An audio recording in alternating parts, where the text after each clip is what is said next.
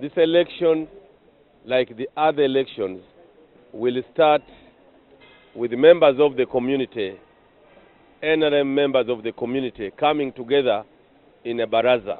Bannakibiina ki NRM basaze bulindaala okulonda abana abakwatira bendera ku kifo kya ssentebe wa disitulikiti ne bammeeya olunaku lw'enkya. Okusinziira ku mivuyo egyeyolekera mu kulonda okw'abaka ba paalamenti egisinga obungi gyali gyekuusa ku ba Registrar abaali bakola ku by'okulonda. Era wano wetukolera okulabula ndi bakandidates abamu bakozesa violence nga beekobaana ne ba Registrar abamu ne bagaana abantu abamu okulinda forms zaabwe. Kati ogwo olubimbi lusituka okuva eri Registrar ne ligenda eri candidate. Bwe kibeera approved ndi wakozesa okwekalakasa n'okukanga abantu n'olemesa abantu okukola enkalala. Olwo ate kati obuzibu bugenda eri candidate era tribunal esobola okusabibwa okusazaamu. Wekyogerera ng'abawerera ddala 7 ku bano batemeza mabega wa mitayimbwa. I know of Iganga, Kakumiro, Hoima district, Kasanda, Rwampara, Mbarara City. But Mbarara City was a bit unfortunate because I sent him to pick forms from Rwampara. Then they arrested him that he has an old case of 2020, and they locked him. Kati okwewala embeera eno obutaddamu kubeerawo akulira akakiiko k'eby'okulonda Dr. Tanga Odoi awadde abapoliisi obuyinza okukwata Registrar yenna aneenyigira mu mivuyo gy'okulonda olunaku lw'enkya. Elections before the candidate and let it be free and fair.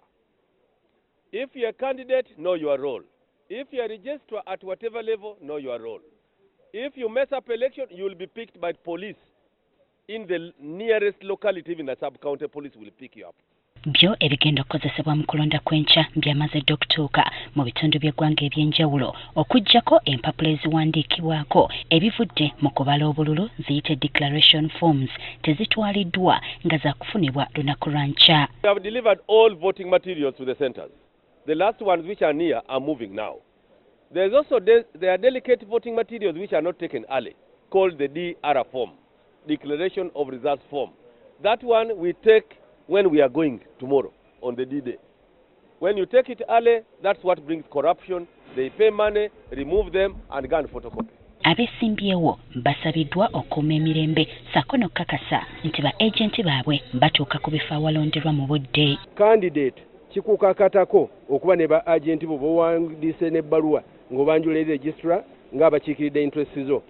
Era buli kalifo awalonderwa kubanga osobola kubeera mu kifo kimu kyokka wekka oteekawo ekifaananyi oba omuntu akutte ekifaananyi kyo okulaga nti yakukiikiridde okuyimirirawo. Okulonda kwakutandika ku ssaawa 4 ez'okumakya ng'ataasangibwe mu katabo k'olukalala lw'abalonzi tajja kukkirizibwa kulonda. Jocelyn Nakibuule agafeeyo ku Spark TV.